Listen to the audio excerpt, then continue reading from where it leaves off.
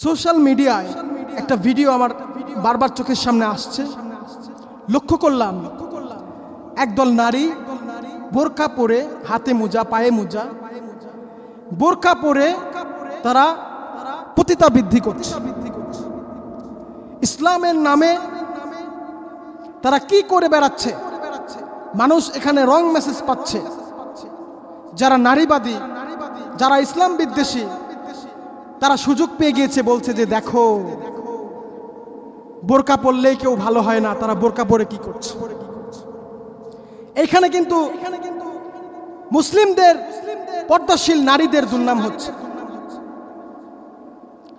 অথচ যারা এই বোরকা পরেছে খোঁজ নিয়ে দেখেন তারা জীবনে এক ওয়াক্ত নামাজও পড়ে না। কিন্তু মানুষ এখানে রং মেসেজ পাচ্ছে। পর্দাটা এখন হাস্যকর বিষয় হয়ে গিয়েছে আমাদের সমাজে। প্রিয় বন্ধুগণ, আপনাদের স্ত্রীদেরকে পর্দা করাবেন, ঠিক আছে, সাথে এটাও খেয়াল রাখবেন যে কোথায় যাচ্ছে, কি করছে। আজকাল যুব সমাজ বড্ড ভয়ঙ্কর তলানির দিকে চলে গিয়েছে।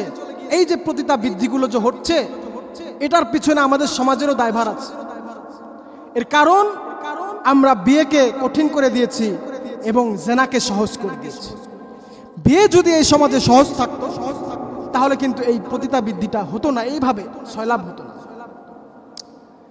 200 টাকা দিয়ে আপনি একজন পতিতার সঙ্গে ইন্টিমেট হতে পারবেন, কিন্তু 2 লাখ টাকা দিয়েও আপনি বিবাহ করতে পারবেন না।